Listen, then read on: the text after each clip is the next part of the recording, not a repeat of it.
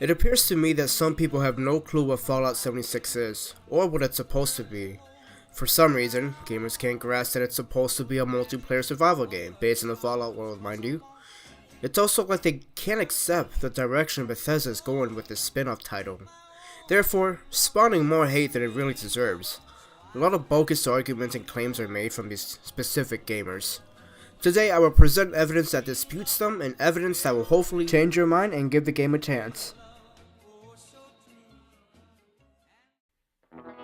The Atomic Shop is greatly misrepresented by many Fallout fans. Just because it has microtransactions, people automatically assume it's like your typical free-to-play game. You know the type, where you don't really put any effort or skills into the main game and just spend as much money as you'd like and have all the items and weapons available. Some people don't seem to realize it isn't anything like that. You see, the Atomic Shop is a reward system within the game mechanics. So what does this mean? Well, it means that when you complete a challenge or a specific discovery throughout the game, you unlock atomic points. These points can be used to purchase cosmetic items. Surely, yeah, let's say that you spend all the money you have on atomic points, but then that would be really illogical, as you would be paying for the game just to not play it? So really, while I do understand why people don't like the practice, it is in no way as greedy or malevolent as you would see on some other companies' games.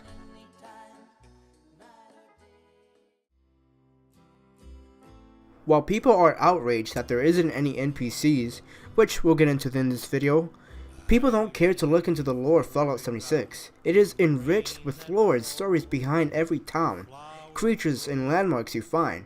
I stand to argue it is the best lore in Fallout universe thus far. However, there is the odd presence of super mutants and Brotherhood of Steel. But I think this is for gameplay reasons, so I kinda understand why they included it. The world is massive and beautiful, filled with so much details, each region carrying their own atmosphere and energy.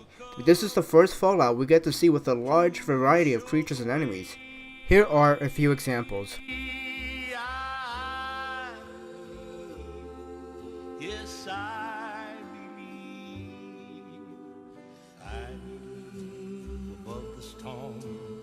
The smallest prayer will still be heard. I can talk about the amount of work Bethesda has put into the landmarks and creatures of Fallout 76 all day long if I could, but it seems like no one's really appreciating the beautiful work they've done with the world. It just has character, quality, and passion behind them. Now, I won't talk much about graphics because I think that's highly subjective, but in my opinion, I think it's the best looking Fallout so far, as you can clearly see from these images. Now let's talk about the creation engine, which I've lately heard people saying that it's outdated, or that Bethesda's using assets, which is partially true. Yes, they are using some assets from Fallout 4, but a lot of them are new or tweaked for this game specifically. Bethesda has shown that the creation engine has been tweaked in ways so that it works with online multiplayer. You can also see a lot of changes they've made with the distance rendering, graphical enhancements, animations, and even AI. I highly suggest you guys watch Widgeon TV's Fallout 76 graphics comparison video, as he details the information very well. I'll leave a description to the original video so you guys can check it out and subscribe because he really makes some awesome content. So I will be showing you some footages from his video so that you can see what I'm talking about. I'm going to go over some of the new technology Bethesda has implemented into their engine for this upcoming game. Let's start with the more obvious stuff. In the Bethesda E3 presentation, Todd Howard touches on some of the new tech that allows 16 times the detail on screen at once. When he mentions 16 times the detail, he is probably referring to the draw distance. In Fallout 4, you could have a companion, and in Fallout 3 and New Vegas, you could have a companion and a dog. But in those games, enemies basically only aggro one person at a time. But in Fallout 76, enemies will have to deal with up to 4 different players, all trying to avoid their attacks. Because of this, Bethesda has changed the way AI approaches a fight. Instead of just locking onto a single player and chasing, it instead will resort to area of effect attacks, attacking greater numbers, and some tankier enemies may jump between players in order to break apart your raiding team. The new AI and attack patterns should bring fun new tactics to the Fallout franchise. I love the idea that players are the NPCs in Bethesda's Fallout 76. As the player, you will be able to join a handful of factions. This is ingenious as players will be able to focus on specific roles and be a benefactor to those players playing a different style. This creates a world of role-playing like no other. However, I do see the flaw in that some players may not want to exactly roleplay, so that is something that Bethesda will need to work on. In order to talk about NPCs, we first need to know exactly what is an NPC. On Wikipedia, it states, a non-playable character is any character in a game which is not controlled by a player. In video games, this usually means a character controlled by the computer via predetermined or responsive behavior, but not necessarily true artificial intelligence.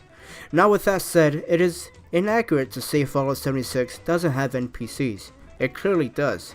Again, this goes back to what Fallout 76 is supposed to be. It is meant to be a multiplayer experience, not primarily a story-driven game, hence why they called it a spin-off. And I think I've made it clear that the game isn't empty, with no meaning or content in the world. When you think about it, interacting with players is as much entertaining as with NPCs. The outcome can be unexpected or helpful towards you. You can share stories, encounters, and discoveries with other players about your journey. In the end, isn't that really what an NPC does? To tell you bits and pieces about the world you're in, steer you clear away from dangerous places you're clearly meant to explore? So the argument that there are no NPC is clearly wrong, incorrect, and just bogus. People making this argument are clearly players who are not looking forward to an online multiplayer Fallout game. And what else tells you this? There's a common phrase used by these specific gamers. Look what happened to ESO. I think what their argument is that originally, people thought it would be an online Skyrim co-op, which clearly isn't what it is, so players despised it, despite it being one of the best MMOs and currently with millions of players. Again, it is what the game is meant to be, not what you want it to be.